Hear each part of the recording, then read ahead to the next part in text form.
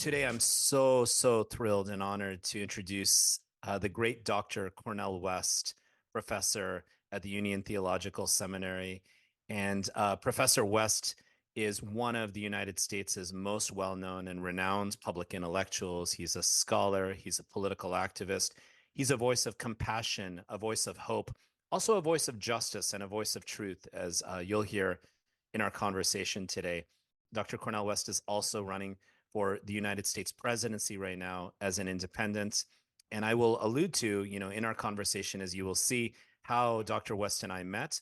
But one thing I want to mention about him is his deep humility and, in a sense, how is essentially inscribed into American mythology. You'll see Dr. West appear on Fox News. You'll see him appear on a range of other networks, even on the left or the mainstream media. But he always brings truth and care and love and compassion. And I think he asks major and critically important questions, such as what does it mean to be human, dating back to his early work. So there's something about truth and love that really dominates our conversation, as you'll hear today.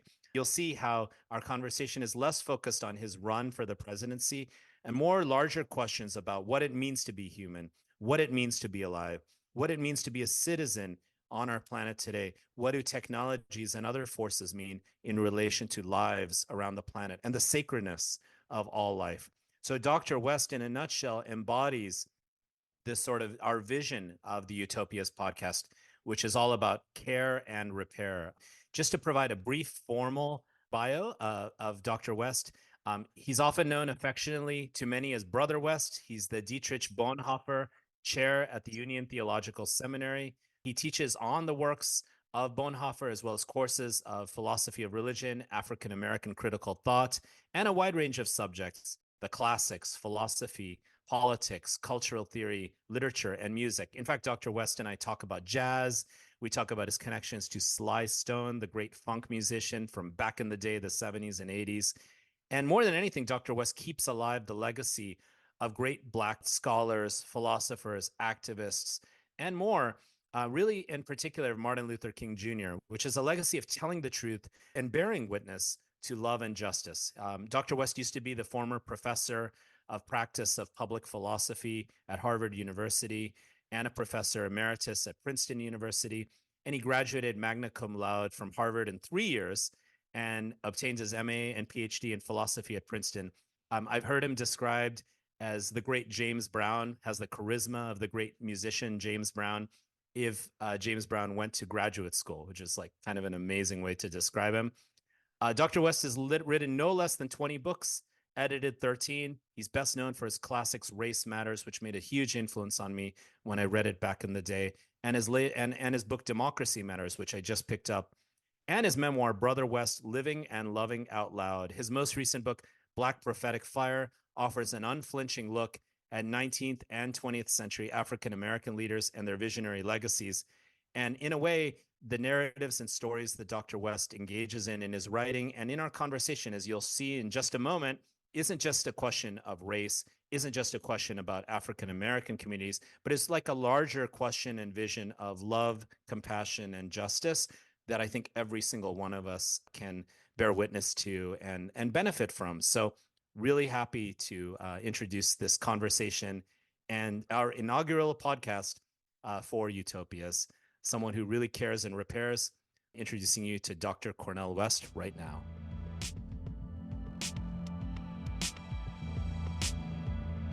Okay, so this is a real dream, a real honor, and I guess I want to also say a blessing to be in conversation with you, Dr. Cornel West. You know, you've long been an influence on me as a scholar, as a writer, as a dreamer, but also as a human being, based on the two different times that I briefly had a chance to meet you. The first was at Occupy Wall Street, literally in Wall Street. And all I can recall, the thing I recall most, is you just kept trying to redeploy the media and the attention to the actual organizers of Occupy. And we were saying, this is not about me, this is about all of you. And I just remember that really touching a chord with me that expressed to me the kind of person you are. And then the second time I had a chance to meet you, that time we got to speak for about 5 minutes, and you've met 1 million people, was at Bernie Sanders' 2020 campaign, where I was a surrogate, and of course you were as well, and worked on policy on digital rights issues, but on labor, on racial justice, other forms of justice. And it was hilarious, Dr. West. The staff literally had to pull you away from me because you wanted to just keep talking. So I just want to welcome you to the Utopias podcast and tell you how honored I am and grateful I am that you could devote this time while you were running for president. Well, I want to thank you, though, brother. And I want to say that it's rare that one gets a chance to meet somebody who is such a unique combination of a sharpness of intellect and sweetness of spirit. It's hard to find a professor who's been able to bring such brilliance with such compassionate spirit that you have. I guess it's a tribute to your mother and your father and those who shaped you and molded you. You come out of a grand intellectual and spiritual tradition. But UCLA is just blessed to have you. And of course, when I talked to Robin Kelly, he said, Brother West, make sure you have an interview with this brother Ramesh, because he is a special brother. And of course, I've had a chance to meet Sister Phoebe too. So I'm blessed to be in conversation with you. And I've come to learn and listen, because your creative and courageous theories and narratives and analysis of digital reality and democratic modes of being that you enact, and it spills over into democratic forms of accountability of any form of power operating and circulating, be it in digital context, industrial context, pedagogical context, or interpersonal. I mean, it's I, thou all the way down, brother. You got an anti-I, it attitude. You got I, thou with nature, I, thou with persons, I, thou with students, I, thou with institutions. And that's just a rare thing. It really is.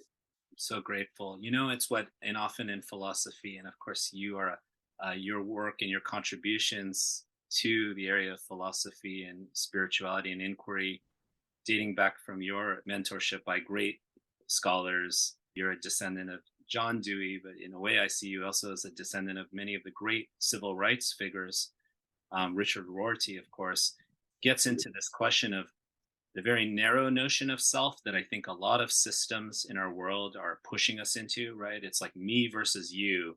When we go online, our experiences are individualized for us, but they're individualized in a way to attack our mind, to make us feel like we're longing for something else. That's a very, what some philosophers call a very shallow or a narrow notion of self, the individualized discrete self versus the relational self, right?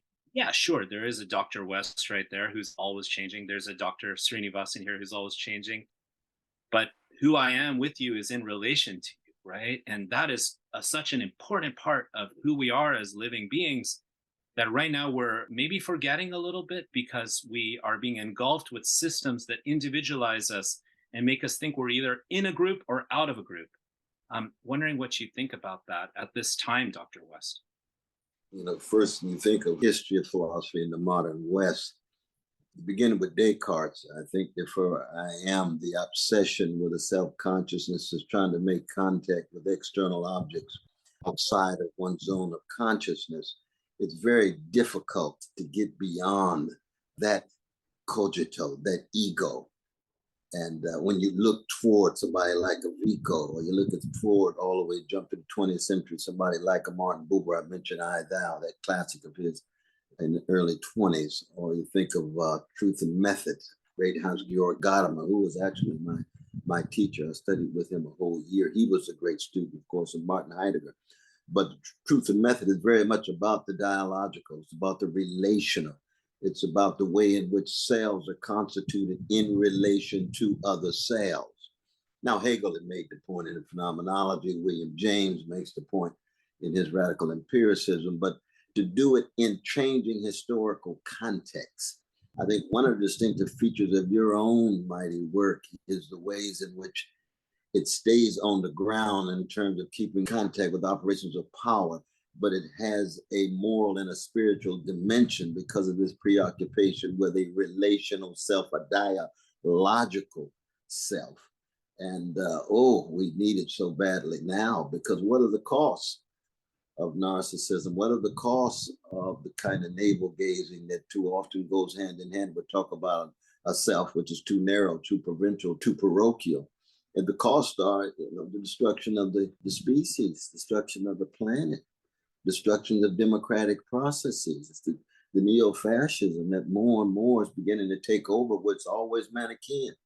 In the language of Carl Schmitt, the political theologian who was a Nazi, very important to keep in mind, like Heidegger was a Nazi, it's us and them. It's Manichaean. It's always demonizing another, degrading an other, demeaning an other in order to help constitute a very narrow group or tribe or race or whatever small slice of humanity it is. I mean, one of the implications of the kind of dialogical philosophy you have is this radical sense of accenting the precious humanity in every person, or the preciousness of nature. There's a connection between placing high value on the other rather than demeaning and demonizing the other. And you got religious traditions at their best, at their worst. They can be as vicious and barbaric and Manichaean as fascism could be. Secular traditions at their best can do this as well, but at their worst, they can be as imperialist, as colonizing, as arrogant, as condescending as any other traditions. We're at the point now, my brothers, you all named this podcast Utopia. What is utopia? Well, the great Edward Said used to say, I can see him saying it right now in his lectures at Columbia, an unstoppable predilection for alternatives that can never, ever be foreclosed. You say, I see, Edward. Now, he would not like to be called a utopian thinker because he's a little bit too Vico-like. Really a great student of Vico, the way the great Hayden White was, and the way the great Robert Polk Harrison. I know you've spent time at Stanford, so you know yes. Harrison's work. He's a great disciple, but both of them are disciples of Eric Hallbach, of Mimesis, the great classic of 1946, the great history of Western literature. And what does it mean to be a disciple of Vico? Centrality of human will, the centrality of human relation, the centrality of the relation between individual and institution, and the centrality of a humanism that cuts deeper than culture, deeper than skin pigmentation, deeper than gender, deeper than sexual orientation. It embraces those, but it cuts even deeper. And that's so much of what we need. So much. Yes. Dr. West, I read Race Matters when it came out, and I had a chance, and this is the kind of thing I do for fun sometimes. I had a chance to watch a lecture that you gave at the University of Washington over 20 years ago when Race Matters came out, and it brought me to tears because it touched me deeply, because you kept asking this question, or kept going back at this question, which is, what does it mean to be human in our world today? When we want to think about that, and even my decision to call this podcast Utopias, it's not necessarily because a utopia exists, obviously not, or utopia is imminently realizable. What I mean by that is a certain type of North Star of a world that is increasingly removed, where we can move in digital space, where we can move in physical space, where we get to share and repair the earth and repair this planet. It's a certain kind of recognition of interdependence. Some of us get to move physically or even digitally on this planet, and some of us don't. I literally flew back from Mexico City last night, looking forward to our interview, and the U.S.-Mexico border is not just at the U.S.-Mexico border. It's down near the Mexico-Guatemala border. I see sort of, I guess we might call them gangster cops and kind of foreign service, U.S. trained people apprehending and stopping many working poor, indigenous, Central Americans who are not able to even gain asylum to the U.S. So there's this question in Utopias of a world where movement of we all get to move, obviously in recognition and respect to others. That's why borders should exist, but borders are meant to be crossed.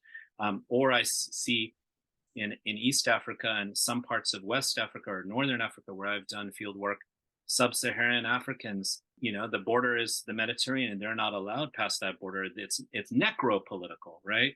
It's a political question of death and who gets to move. So Utopias is saying, hey, these are deep injustices that are existing in the world, but can we recognize those as a new mode of thinking that recognizes the movement of all, the freedom of movement of all? And maybe a utopia is not merely about this question that you asked, which is, what does it mean to be human? But actually this larger question that I think a lot of us are dealing with, from climate to pandemics, to the decreasing life expectancy rate in the United States, to the fact that Gen Z makes less than its parents for the first time in the history of the US. This larger question of what does it mean to be alive right now? Questions that are really, really central to this podcast and my book. And my colleague, who's been a huge influence on me, Achille Bembe, great scholar influenced by Fanon and others, and Foucault and others, calls the Earth the last utopia. But I want to ask you about those thoughts. We're starting philosophically deep, but I think in the profound way that a conversation with you merits. Oh, and I agree with you. And my God, you and your colleague, who's a towering figure in so many ways, pushing these issues. I think part of it has to do with the set of narratives. Just like you got the S on utopias, but once you historicize and contextualize, you pluralize. And so you got utopias in that way, almost a la Fred Jameson in a certain sense. What got us into this mess, the wonderful word of Samuel Beckett, what got us into this catastrophe, use the word of Walter Benjamin, and catastrophes with an S and messes with an ES. And it has so much to do with the fact that the age of Europe ended 1945. There was the best of the age of Europe, tremendous breakthroughs intellectually, morally, spiritually, technologically. And there was the worst, which is the organized greed and the institutionalized hatred you get of any slice of the species. And that took the form of predatory capitalism that was obsessed with profits over human beings. It took the form of new ways of talking about and enacting xenophobia, white supremacy in the New World. It led to slavery, lost sight of the humanity of indigenous peoples. The patriarchy that's been around for thousands and thousands of years that's refashioned by predatory capitalist processes to confine precious women to privatistic spaces, households, not allow them to gain access to education, jobs that have a high quality, a high wages for so long.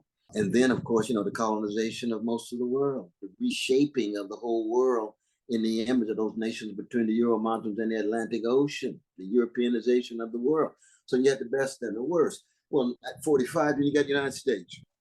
Then you've got Soviet Union. Du Bois wrote a piece called The Winds of Time in Chicago Defender, June 26, 1945. He was leaving San Francisco after the founding of the United Nations. And he said, I foresee World War III, where the United States attempts to suppress Asia and strangle Russia. 1945. So he knew historically that a major epoch was ending and the beginning of the Americanization of the world. Now, the Sovietization of the world was competitive for a while. It didn't last too long, but it had tremendous impact in terms of decolonization of the global South with the communist supports and so forth. Now that we know the Soviet Union had its own form of repression and regimentation and subjugation, but it was very much on the cutting edge of supporting the Nelson Mandelas and supporting the Nkrumahs and others, let alone those heroic figures in Asia and other parts of the world. And so here we are now, 75, 80 years after Du Bois's prophetic words, after the collapse of the age of Europe, with the American empire at the center, the most powerful empire in the history of the world. It's been about 70 of them since species began. That's what your Stanford colleague, Brother Neil Ferguson said. And I read him closely, even given his right-wing politics, because he's a superb historian in a lot of ways. He's just wrong in most of his conclusions. So what does it mean to live at a time in which this particular empire, with all of its best and its worst, each slice of the human species, whatever temporal and spatial time you go to, you can find something that's positive about it. And you can find something that's negative. Now, usually, given the history of the species, most of the history has been a history of domination, subjugation, exploitation, hatred, greed, envy, resentment, and contempt. Well, that's not a pretty story. But there's these marvelous moments of interruption. And those are interruptions that represent in your work: the dialogical, the justice-centered, the love-oriented, the sensitivity to the vulnerable. And it comes through a number of different traditions. It could be Buddhist, it could be the best of Hinduism with Gandhi, it could be the best of Christianity with Martin King, it could be the best of Judaism with Rabbi Abraham Joshua Heschel, it could be the best of secular thinking, be it a Edward Said or whatever. So we have to be open in that regard. But here we are now, overwhelming catastrophes, ecological, possible nuclear, the economic catastrophe you and I spent so much time with our very, very dear brother Bernie, Wall Street greed, Pentagon greed. It could be social and psychic. Yep. People more and more wrestling with the inability to love or cultivate the capacity to love because they don't want to be vulnerable, and with no vulnerability, there's no intimacy. With no intimacy, there's no real love. All you have is just superficial lust, manipulation when it comes to relationships. That's not a high quality life, no matter what the social system is. There's a connection between the market way of life and that way of being in the world, but that is a catastrophe. It's a psychic catastrophe. It's a spiritual catastrophe. And then the political catastrophe of the American empire, Trump versus Biden. We won't even get into that right now.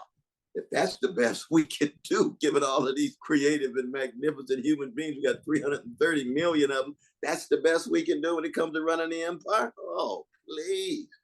What a nadir, what a low point. So the question that comes in, how do we generate visions that have traction, analysis that are trying to lay bare the truth and the condition of truth is to allow suffering to speak, and serious commitments to justice, but justice that's grounded in care and concern. Because see, these days, justice is marketized. It's just a lifestyle choice. It's just a career move. But that's not justice. No, that's not justice at all. That's the bastardization of justice. Reinhold Niebuhr says any justice that's only justice soon degenerates into something less than justice. If justice is not grounded with a genuine care and concern and compassion and sensitivity to the people you're concerned about, then the justice peddlers become manipulators in their own way, be they progressive, centrist, leftist, right, or whatever. There's a spiritual dimension that must always inform any of the talk about justice and fairness and so forth. So the question becomes, how do we create these moments of interruption, given where we are now with the neo-fascism escalating, the neoliberalism, which is very much a class war against poor and working people, where professionals and educated folk gain access to resources, in a culture of conformity and complacency, a culture of arrogance and condescension toward ordinary people, or those Stone called everyday people.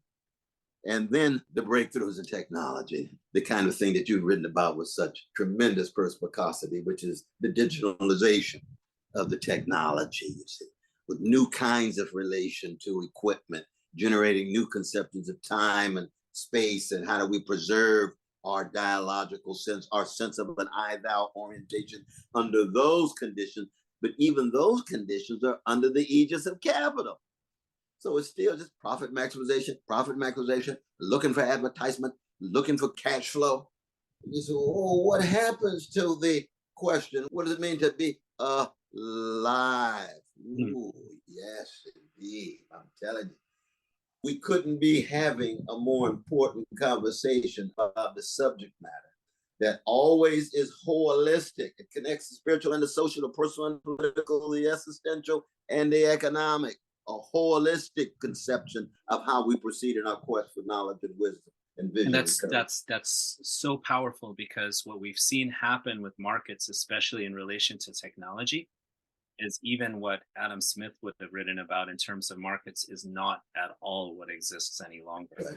In fact, the wealthiest corporations, many of them in the history of the world, at least in the tech space. I mean, many of them have made their wealth off of death, like fossil fuel companies, military industrial complex, weapons manufacturers, farming out the police, private prisons, things like that, right? But then some of these technology corporations are actually not even really profitable, but they have deep amounts of valuation because they have access and control over so much personal data that can then be used to pull us all down rabbit holes to construct consumption.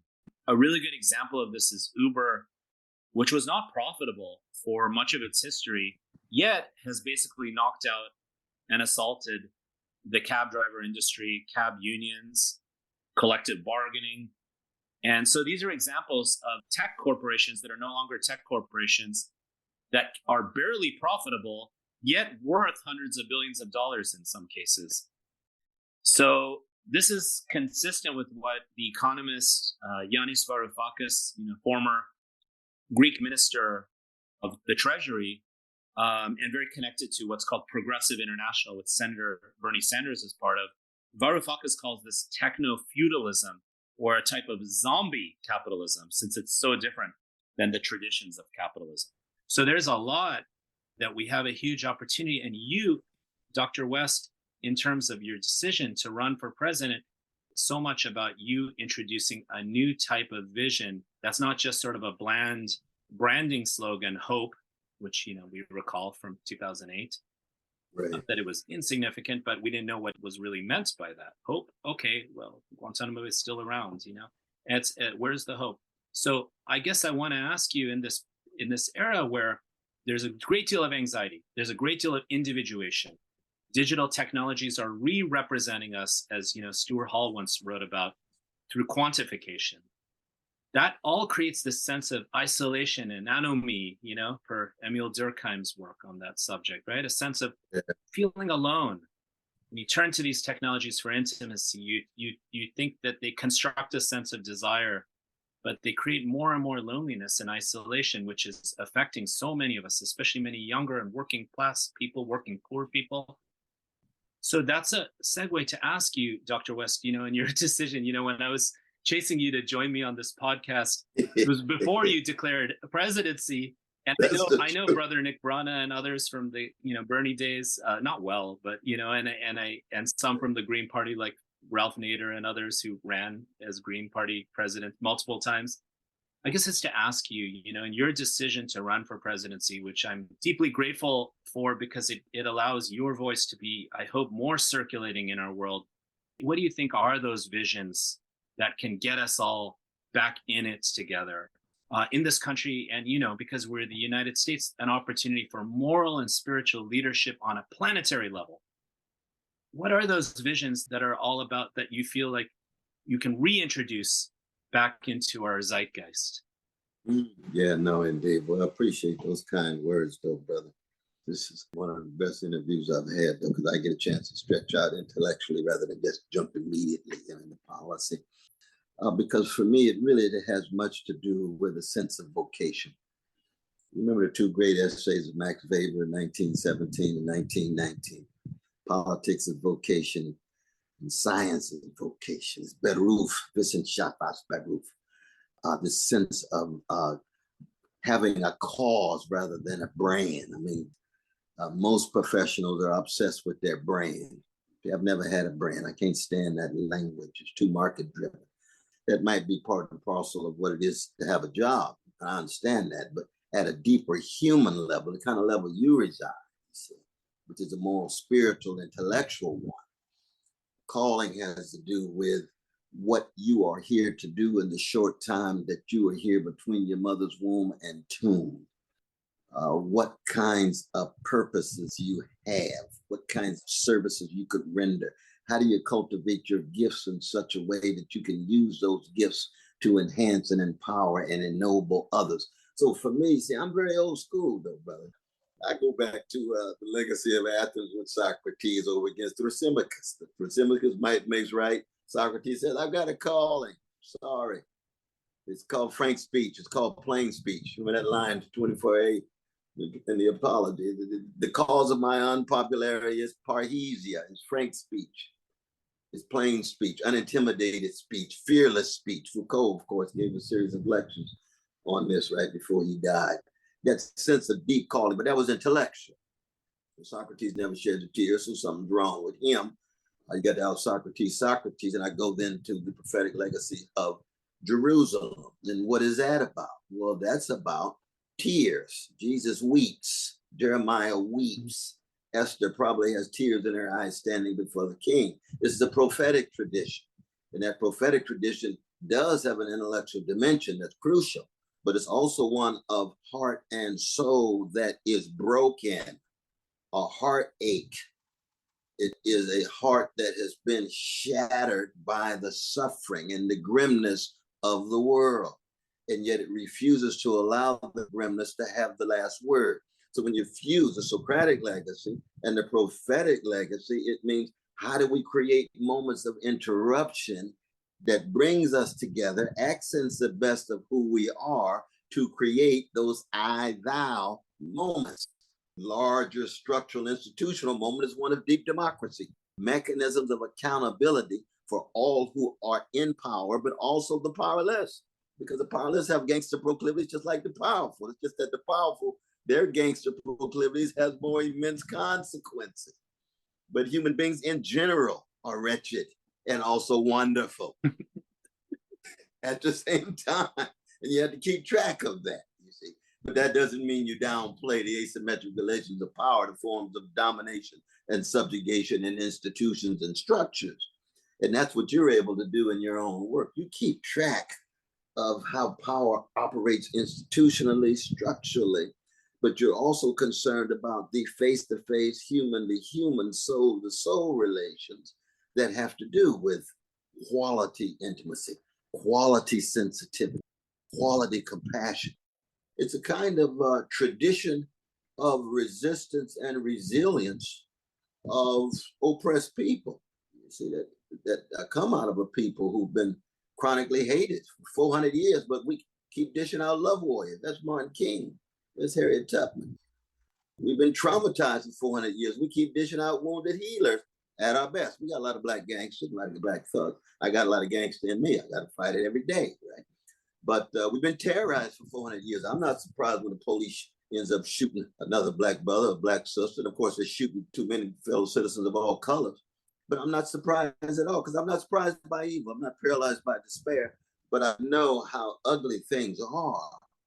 And the vision is one of how do we keep alive this Socratic and prophetic tradition that has generated such great moments of interruption, of love and justice and democracy, of intimacy, of vulnerability, of high quality sensitivity. Once those are more and more suffocated, because see, fascism says we're going to do away with the democratic practices, right? Cold-hearted, mean-spirited says we're going to do away with all this talk about empathy. You know, Middlemarch, this novel by this George Eliot, who got a male name, but we know her name was Marie Evans, the greatest 19th century English novelist alongside Charles Dickens. What do you mean, George Eliot, talking about empathy in Middlemarch with Dorothea and the others? Well, it's because this is a great tradition I'm trying to keep alive on my own terms. She does it as a British 19th century sister. So, you know, she ain't gonna sound like Toni Morrison. Right. Toni gonna take it to her own higher level, but Middlemarch is one of the great documents of empathy that we have in 19th century Europe. But that can represent some of the best.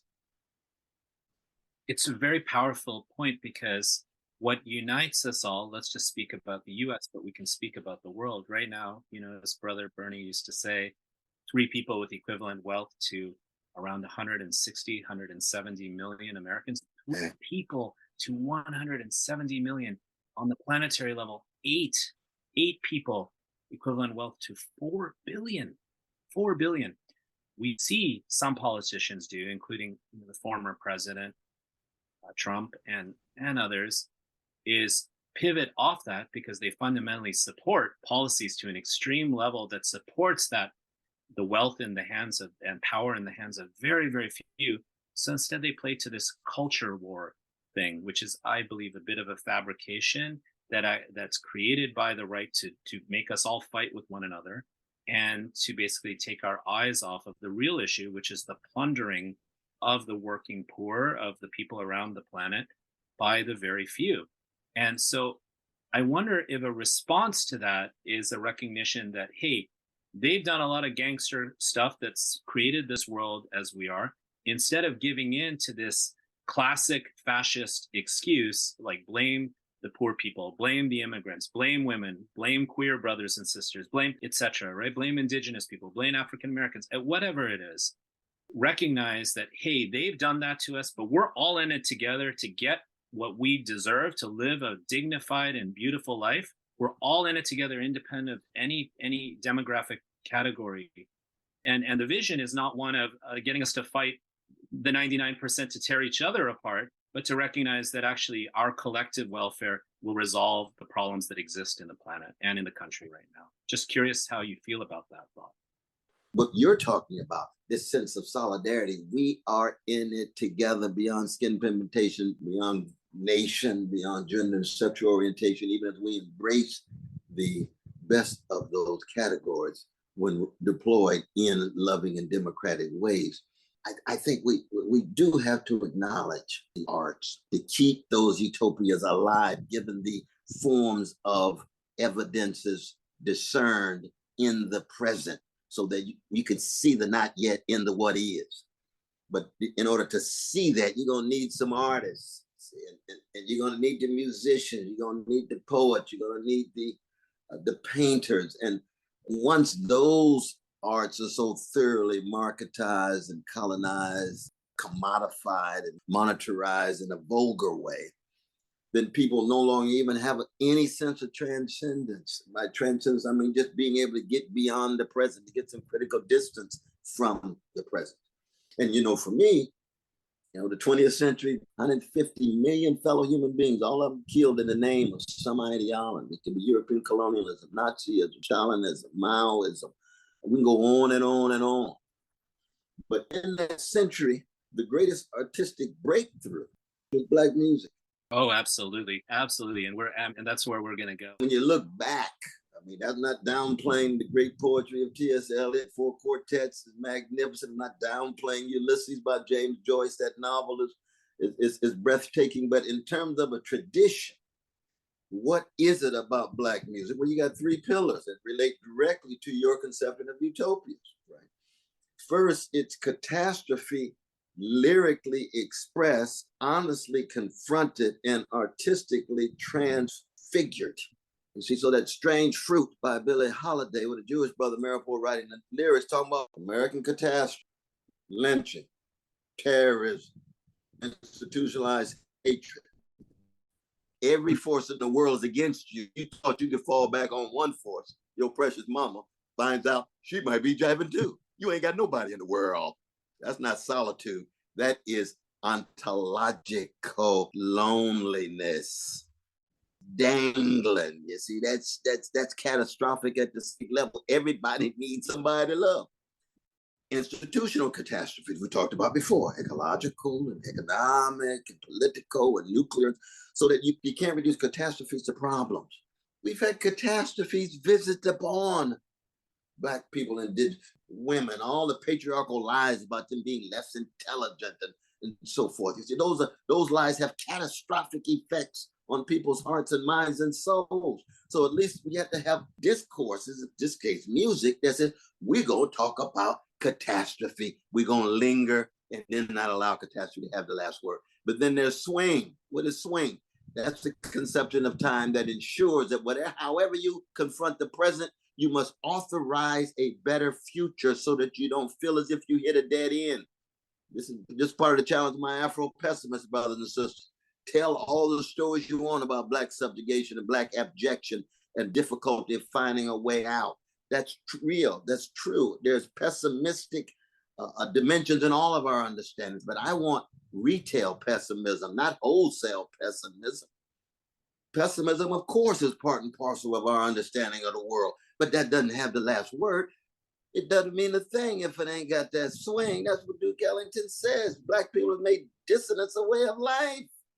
Of course, we ought to be pessimistic about America with the slavery and Jim Crow and Jane Crow. But as long as we got that swing with style and a smile, we have a conception of the future that cannot be suffocated and eliminated. And then we end with improvisation, which is not just an artistic skill, it's a forward practical wisdom. Flexible, fluid, you're not doctrinaire, you're not dogmatic, you're not ossified and petrified. Things are changing all the time. You have to be able to make decisions in real time as history changes. History is unpredictable, it's unfinished, it's incomplete. You don't know which way it's going to go, but you're improvisational enough to know you got to build on the best of that tradition in order to be improvisational. Just like if you don't have discipline, you get up there and be improvisational with your horn without practicing, you're going to create noise, not music. They're going to tell you to go back and learn your scales. It's sort of this sense of I'm stagnant or life is stagnant. There's no way to move. There are no ways to change. The world is being operated upon for me. I'm voiceless. I have no mobility, no expression, no voice. And it almost lends itself, that actually sets itself up very well for in-group, out-group thinking, right? You know, okay, it's just a kind of neo-tribalism. I don't mean indigenous tribalism, which has always been about relationality, actually, because you relate to the cosmos, you relate to other living beings, you relate to other humans. But it's almost like this stagnation has blocked off that visioning. And that stagnation is not merely a physical sense that you and I are different because we're not the same, but it's almost about the ways we think and imagine and dream. And so there's this almost hijacking or filtering of the imaginary that has come into being. But every powerful social movement that we've pretty much ever seen has interrupted that. That's the word you use, and created this sort of like temporary autonomous zone almost, where there's this opportunity for not, like as the Zapatistas say, it's not otro mundo es posible, another world is possible. It also means the other worlds are here. It's not a metaverse, it's many universes.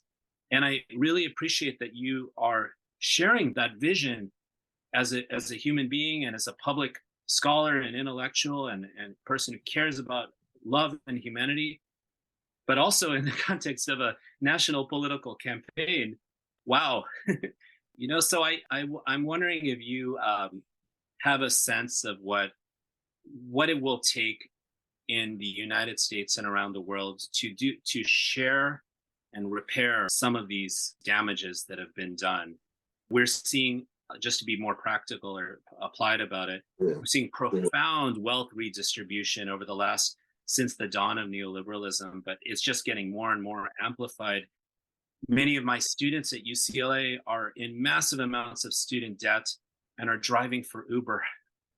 They're never going to break that student debt. And we just saw the very troubling decision by the Supreme Court, and Biden doing kind of his normal of saying, yeah, we'll protect you, without actually really doing much to actually protect people. So I think what's missing is a vision of tomorrow or future visions. I think to some extent, Senator Sanders had that in his mode of critique, but maybe not as much in terms of what this world could look like moving forward. But maybe that's a tough thing for any single person to do.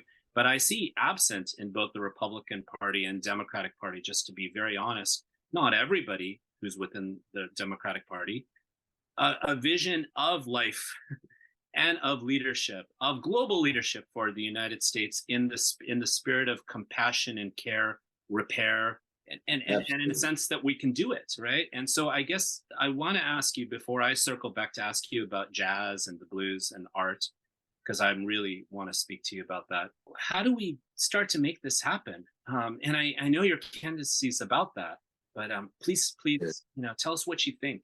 This notion of realized eschatology, a future that has already been realized in part, but it is hemorrhaged and blocked by institutional and structural realities and blocked by psychic and existential ones. So there's evidences, but the evidences are very weak.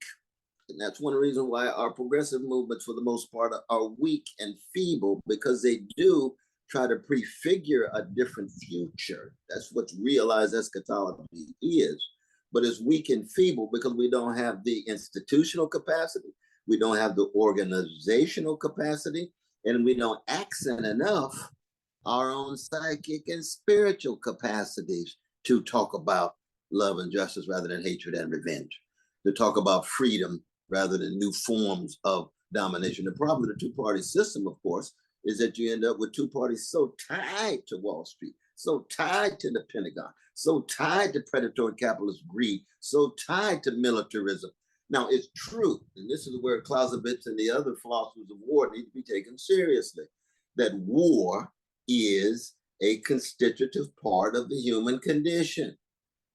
There's just no doubt about that. You know, William James's great essay, he's probably the most adorable American philosopher we've ever had, The Moral Equivalent of War. If we can't find a moral equivalent of war, then the martial spirit will remain under imperial aegis, will remain under those of empire and nation states that are obsessed with the expansion of territory, the subjugation of citizens, and generating bureaucracies that make it difficult for citizens to find their voices and have those voices shape their destinies.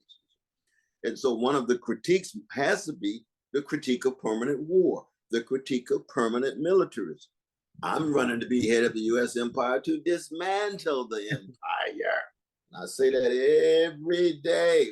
We don't need 800 military units around the world. We don't need U.S. troops in over 100 countries. We don't need to be the empire, the superpower. We can be a nation among nations. But we don't need to be the superpower, the mightiest empire. No, we need to be a nation among nations. And in fact, the history of the decline of empires, military overreach, corruption of elites, powerless among citizenry, following neo-fascist authoritarian Pied Pipers when those citizens feel so frustrated, so impotent, so powerless that they think usually he, given the patriarchy and the phallocentrism they're offering, usually he will deliver for them. We're seeing this pattern in the United States. We've seen the pattern in other empires. And so the question becomes, well, how do we dismantle empire in such a way that it reinforces the best of America? I want to reintroduce America to the best of itself. And you can start with Martin King and Fannie Lou Hamer. You can start with Rabbi Heschel and Edward Said. They are as American as the Ku Klux Klan. They just happen to be the best, and the Klan is the worst. And I hope you're okay with taking a compliment. I think of you as the best of America. That's kind of, I wouldn't go that far, but I appreciate that. We've all got the gangster inside us, as you like to say. Absolutely, I work with the gangster all the time. But yeah. I was sharing this with my father, and my parents. You know, my father is a supporter of President Biden, but adores you. And we were watching you with Jake Tapper, then we watched you with Laura Ingraham, and both their hearts seem to be very open in dialogue with you, because you're reaching them with truth rather than judgment, and you're not excluding them from their own sovereignty as precious human beings, as you say, and you are trying to meet them from a place of compassion and dialogue. And I guess the dismantling of the American empire is reopening the United States to dialogue and to a sense of leadership, because what's profoundly beautiful about this country is, look at us, we're from all around the planet and we're here in this country. What other country, and not to promote an American exceptionalist myth, which we know is a big lie, but there is something very powerful about us being, in Los Angeles, 60 to 70 different languages spoken. There are indigenous Mexican languages being spoken, Zapotec, like I work in the Oaxaca region, among others.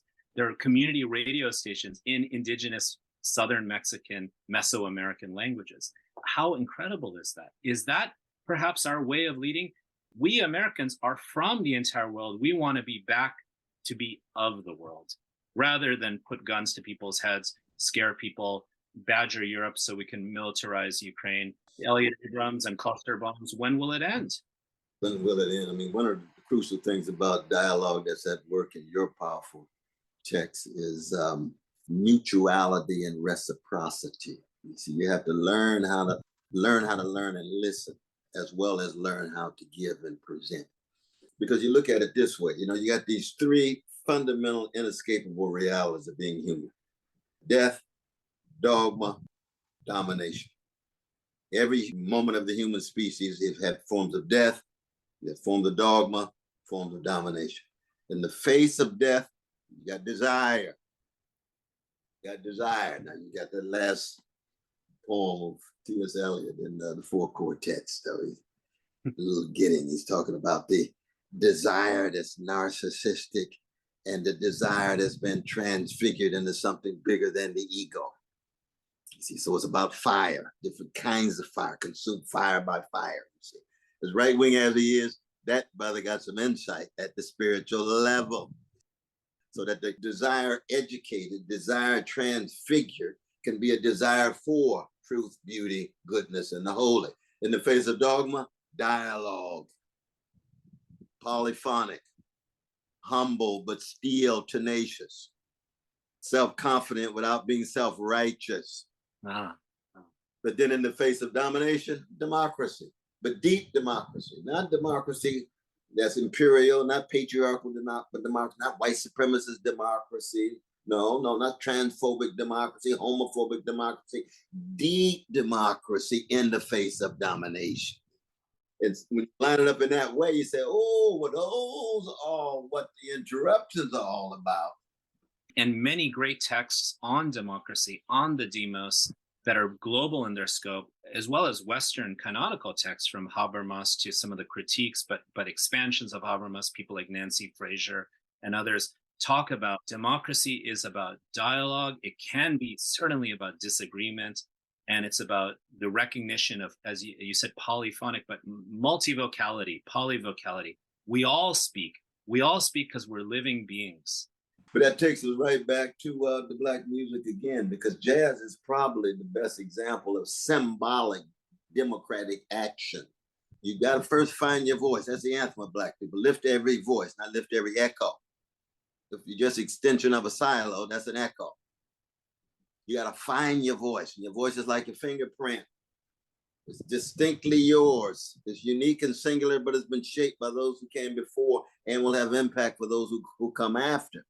But when you lift your voice, as let's say in a Mary Lou Williams orchestra or a Count Basie band, you are lifting your voice because you listen to the voices of the dead. You're still part of the quick, still alive. What does it mean to be alive? Lifting your voice courageously, but also fallibly, meaning you're willing to learn. And when you blend those voices, you've got a democratic project going on in the most profound way. And it means that we got so much to learn from the best of the blues people now that the whole country and the world has the blues. Oh, it's so true. And now I get to ask you all about that. So, I am a classically trained Indian musician from when I was young, and I was learning classical Indian ragas and microtonal music. And of course, like a lot of kids who, well, I'm no longer a kid, but when we were like teenagers, I was super into, of course, hip hop and Chuck D and Public Enemy and all that stuff, all the classic lamentations, but also cries, as well as prayers, as well as narration, the poetics of narration of life as it is, and different, like the storytelling of it all. But in particular, my transition into getting really into jazz, and particularly I still am very into free jazz, was through John Coltrane, was specifically through A Love Supreme, as well as Alice Coltrane, oh boy, and Pharoah Sanders, who recently just passed. Yeah, God bless. And I just want to ask you, and Herbie Hancock is a faculty member at UCLA, and Arturo, my dear brother Arturo Pharaoh is there now too. He's beautiful. What a giant he is! What a giant! I didn't know that Herbie was there too, though. Wow, he was there, and another giant. And we did an event the night, because Herbie's been a practicing Buddhist for decades. We did an event on Zoom the night before the election called "What Is Hope." He and myself and an Afrofuturist colleague of mine who works in the film department. And what I noticed I would never want to generalize across all of these different beautiful forms of art and expression, whether it's literature or film or jazz or other poetry, and so on. But I notice one thing that I do notice across a lot of it is there's a kind of channeling in a lot of that music and sound and expression of the felt experience, right? There's sort of, it's almost like this transmutation, if you will. Um, there are records like, for example, very free jazz records like Albert Ayler called Spiritual Unity. There's the great free jazz drummer who used to play sometimes with Ornette Coleman, Milford Graves, and he was basically just channeling energy, extremely open, extremely open. So, and then there are some other greats who were working in the cosmos, like the great Sun Ra and the Sun Ra Orchestra. It's like heroes for me. And this is really a lot of what helped move me into a political identity where I am just on a very personal level. So I have always, one of the resonances that I've always had with you and your words in the public is that connection to what some might call Afrofuturism, or the expression of art and music by the Afro-diasporic community, and specifically in the United States, the African-American community. What a teacher for us all. So, I guess maybe I can just ask you about your love of jazz and art and music.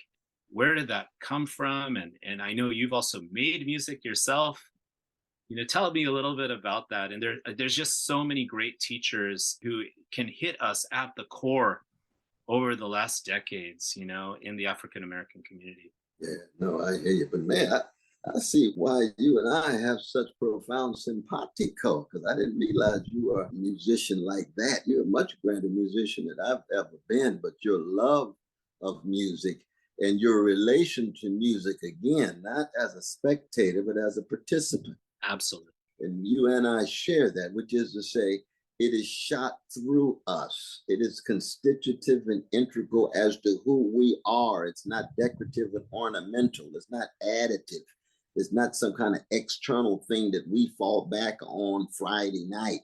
It's something that's inside of us day in and day out and week in and week out. And again, we don't get that by ourselves. It's your precious parents. It's tradition that shaped you, the community that shaped you. I grew up on the chocolate side of Sacramento, California. It was a West family, Irene and Clifton and Cynthia and Cheryl and Cliff. It was Shiloh Baptist Church, Willie P. Cook and Deacon Hinton and Sarah Ray, my vacation Bible school teacher. I'm listening to some of the most powerful, emotionally felt, cognitively shaping, soul fashioning music I could ever listen to every week. And we'd have Sly Stone come down from Vallejo. He was part of the Northern California Mass Choir with his church. To your church? Oh, he played the organ right there in Sacramento, but I mean, you could imagine, Sly being a genius that he is. He had done Everyday People, You Could Make It If You Try, Stan, and all the other classics. But he was thinking, shoot, you got these other musical artists deeper than me, because a lot of them just didn't surface the way he did, and the way that Rose did. And of course, Freddie, now his brother, is pastor of the largest church, Black church there in Vallejo at this very moment. And Sly got a new album coming out called Destiny, because he got me on the first song on it. It's very nice. When is that coming out? We don't know. I've been working with the brother for about 3 years on it, but it's Sly finally, I think, it's gonna be open to let it out, and it sounds good. But Sly's genius is just boundless in so many ways. But I'm saying all that to say is that it's part of one's way of life. You know what I mean?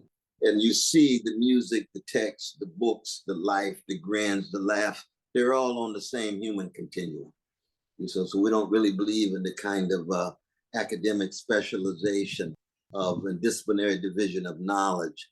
Is something that's lived, and you pull from the text, the books, the music, the grins, the laughs, the memories, the relations, the encounters, but it's still part of one life lived, and you want to leave a committed life behind. Socrates says the unexamined life is not worth living. Okay, Socrates, that's necessary, but not sufficient. What's sufficient is the uncommitted life is not worth living. You never fall in love. You never sacrifice for nothing. You never take a risk for nothing. You go through life as a spectator. That's not living. You're not being alive. Now, that last song by the great Stephen Sondheim and Company, Being Alive? Woo! Well, we can just play that right now. We can just play that right now. And you know what's so powerful also about music and art, and I would say really coming out of the Black community, is in so much of it is not just a sort of profound narration of what life is, but also in some cases a care for a different world, but not just in a self-centered way. That's really the theme of our conversation, spiritual unity or a love supreme. Like it's not just like, hey, I'm remarking on, I have these problems in my life, this, that, as righteous as that is, but I'm also gonna, again, transmute or pivot that into a deeper affective visioning and That's or a exactly right. sonicking. It's that, and I think that really personally has reached me in so many different ways. So I'll ask you then about growing up, about Sacramento, just to tie to this. So my cousin lives in the very neighborhood that you grew up in Sacramento. I'm no expert on Sacramento, but he's pretty proud to tell me that. And my cousin Chris. And what was it like growing up in that part of California at the time you grew up there? What are some of your most impactful memories? Do you get to go back and spend time in that area quite a bit? How has that informed you? I recorded all three of my albums right there, 3 minutes from where I grew up in Glen Ellen, chocolate side of Sacramento. I was there the first 9 years of my life. Then we moved to Lamb Park, and I spent 2 years and graduated from Kennedy High, first class, 2.5 years first class. But it was mainly Glen Ellen. Of course, my church is in Oak Park, which is also the chocolate side too. But that's a more traditional chocolate side. Glen Ellen is another chocolate side, and Del Paso Heights is chocolate side. And it was just, I had a time of my life, man. We just had pure joy, man. Love, joy, community, style, music. It was not a lot of reading. I had to steal away the bookmobile. We had a bookmobile that came out. I remember this. Yeah. Library, yeah. So I would steal away the bookmobile and read, all of the books and so forth. But I did that more on my own. There was not a whole lot of young Black brothers who were spending time in the bookmobile the way I was. But for the most part, it was dancing, it was sports, it was falling in and out of love as we understood it, slow dancing with the purple lights in the garage with most of the lights off and so forth. It was magnificent. It really was. Black Panther Party was right down the street from Shiloh, and we knew they were concerned about poor and working people. We were reading Frantz Fanon, we were reading James Cone, we were reading a number of texts that was trying to make sense of our situation. It was a beautiful time to be alive. It really was. I want to refer to two conversations you had that I watched online. One was a conversation you had with our beloved colleague Judith Butler.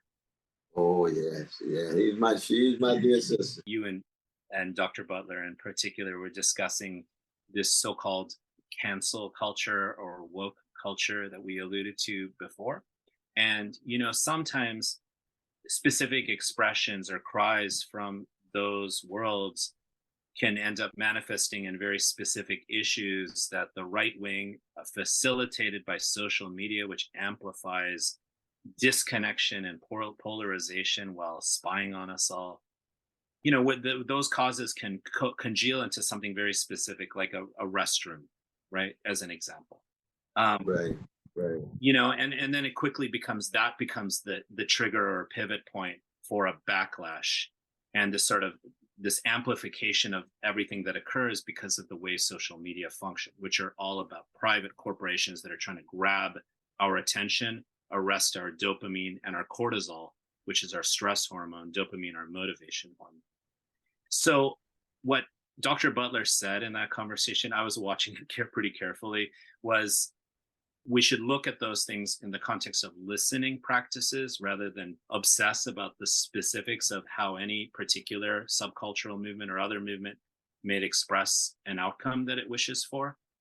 But I guess I want to ask about the larger question, which I feel like in many ways you embody, of liberation and solidarity in relation to these issues and these attempts to, and maybe at times some complicity amongst some of us on the left, to kind of take the bait and go for the very specific issue, which we know is not going to establish great amounts of political capital or a greater demos in relation to such. So my question for you is about whether you think this woke cancel thing actually exists, A, and B, how can the larger causes of solidarity and love and compassion and the love for all be what drives this rather than what has occurred, which has been snake pits? We see, in my mind, a quite hateful campaign being launched, not just by the former president, but by the governor of Florida, which is just centering on trying to divide us.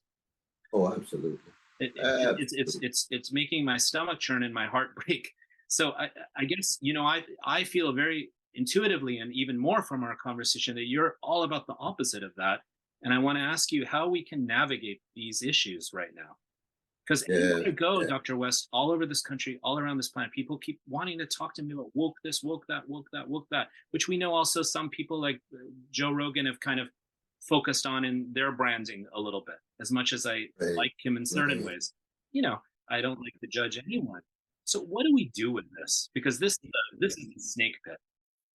I tell my precious young folk, they say, Brother West, I want you to stay woke. And I said, well, I don't want to suffer from insomnia.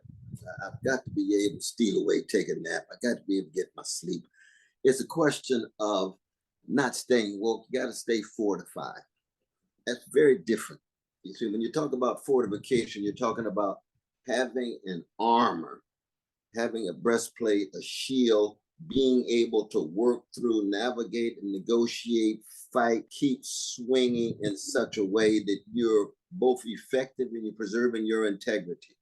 Staying woke tends to be a very ideational affair. It's not, you don't have your full body in it. You don't have your community in it. So that when you're an improvisational thinker, when you're a jazz warmer, then you're fortified. Is Coltrane staying woke? No, that genius is fortified. If he knows he needs to play tenderly with Johnny Hartman, he can play tenderly. If he wants to play with Sun Ra and go off in interstellar space, he can go with Sun Ra. If he wants to be with Miles and play flamingo sketches at the end of Kind of Blue, he's with Miles. And he's with the white brother playing the piano. Not a white ally, he's in the mother hucking band. He is part and parcel of the movement, you see? So he's not a woke white brother who with black musicians. No, he is a full-fledged member of the band, and he's sounding good. And ask Miles and ask Train, and they'll tell you. But that's at that human level that we started this dialogue on. So that as much as I am against sleepwalking in a certain context and shattering sleepwalking, staying woke can be understood in such a narrow, truncated way that it does lead toward canceling people. I am deeply libertarian when it comes to lifting every voice, the anthem of my own Black folk, you see. And I'm against any form of censorship or any forms of shutting down people expressing themselves unless it engages in injurious harm and unless it affects, young children under a certain age and so forth. There's always certain circumstances under which even free speech, hollering fire in a theater is not free speech. It's that context makes it something else, you see. But I tend to resist any talk about censorships or shutting people down in that way. But I want people to stay fortified. And that's very different. That's where practical wisdom, improvisation, practical judgment, political acuity, knowing how to move at a certain time. It's about timing, which is another fundamental part of a musical life, not just playing instruments, but living a musical life. Yeah, it's a certain kind of skillfulness, right? For example, if I wanted to look at the heart of transgender peoples who wish to be seen and treated as sovereign, beautiful human beings, which is what they are, which all of us are. That's right. If that was my guiding light, how much would my fixation be about this restroom thing or not? If that was my motivating, I don't know if the word is ethos or, my spirit, we figure it out. We all figure it out, right? It's not about it's not those precious trans folk with dignity, with the sanctity that they deserve, but also recognize that certain circumstances are going to be different as opposed to others. And the sports is going to be different than the bathroom. The bathroom is going to be different than the classroom. The classroom is going to be different than the theater, and so forth and so on. It gets down to the basics of what democracy actually is, which is about respect and perhaps even compassion. We can add that level to Habermas, right. The great Hannah Arendt, of course, as well here. Oh, yes. But democracy is also about the sharing of power, the sharing of resources, the sharing of dignity, you see. So it's not asymmetric, even given the respect. The respect has to be one in a context in which there is some sense of people feeling that their voices matter. In the world and of the world, in a sense. Absolutely. And that world is not just other human beings, it's other beings as well. Other beings as well. It's nature as we understand it in the comprehensive sense. You're absolutely right.